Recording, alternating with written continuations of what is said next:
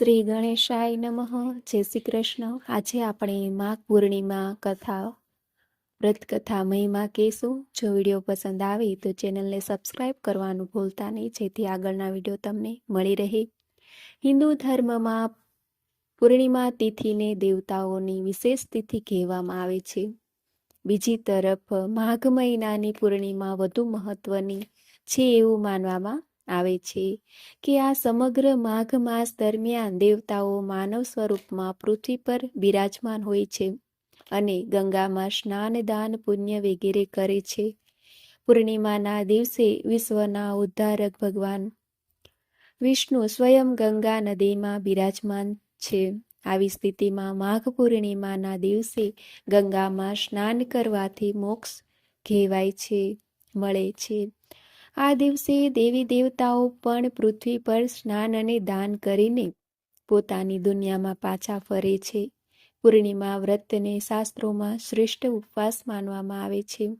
પૂર્ણિમાનું વ્રત કરવાથી અખૂટ પુણ્યની પ્રાપ્તિ થાય છે અને અનેક પાપોનો નાશ થાય છે. પૂર્ણિમાના દિવસે બ્રહ્મ મુહૂર્તમાં વહેલી સવારે ઉઠો, ઘરની સફાઈ કરો. આ પછી ગંગામાં સ્નાન કરો અથવા પાણીમાં ગંગાનું થોડું પાણી ઉમેરીને સ્નાન કરો. આ પછી ભગવાન સમક્ષ પૂર્ણિમાને વ્રત રાખવાનું વ્રત લો.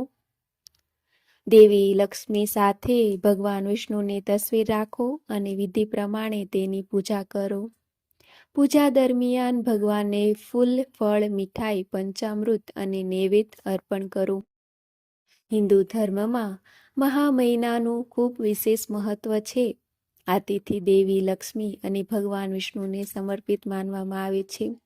આ ઉપરાંત આ દિવસે ભગવાન ભોલેનાથની પૂજા કરવાથી મનોકામનાઓ પૂર્ણ થાય છે.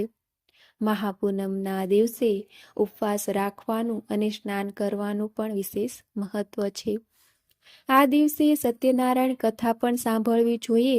એવું માનવામાં આવે છે કે મહાપૂનમના દિવસે ભગવાન વિષ્ણુ, દેવી લક્ષ્મીની પૂજા કરવાથી અને સત્યનારાયણની કથા સાંભળવાથી ઘરમાં સુખ સમૃદ્ધિ વધે છે. આ સાથે જો ઘરમાં ગરીબી કે આર્થિક સમસ્યાઓ હોય તો મહાપૂનમના દિવસે કેટલીક યુક્તિઓ અપનાવીને આ બધી સમસ્યાઓથી છુટકારો મેળવી શકાય છે.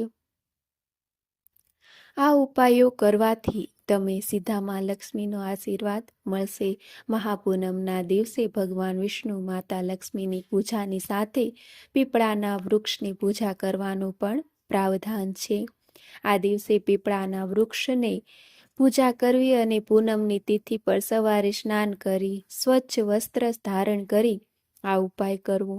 તેના માટે એક તાંબાના લોટામાં પાણી ભરી તેમાં થોડું કાચું દૂધ ઉમેરવું. ત્યારબાદ આ જળને પીપળાના ઝાડમાં અર્પણ કરવું. ત્યારબાદ ઘીનો દીવો કરી 3 પ્રદક્ષિણા ફરો. સફેદ ભોજન અથવા કપડાનું દાન કરવું. મહાપૂનમના દિવસે પૂજા પછી દેવી લક્ષ્મી, ભગવાન વિષ્ણુને સફેદ વસ્તુઓ જેમ કે પતાસા, ખીર, માખણાની ખીર, મખાણાની ખીર વગેરે અર્પણ કરો. આ ઉપરાંત જો તમે કોઈને સફેદ વસ્ત્રોનું દાન કરો છો તો દેવી લક્ષ્મી અને ભગવાન વિષ્ણુ પ્રસન્ન થાય છે. ગરીબી ઘરમાંથી દૂર થાય છે. તે ઘરમાં લક્ષ્મીનો વાસ છે અને ત્યાં પૈસાનો વરસાદ થાય છે. ક્રાંતિકા નગરમાં ધનેશ્વર નામનો એક બ્રાહ્મણ રહેતો હતો. તે ભિક્ષા લઈને પોતાનું ગુજરાન ચલાવતો હતો. બ્રાહ્મણ અને તેની પત્નીને કોઈ સંતાન ન હતું.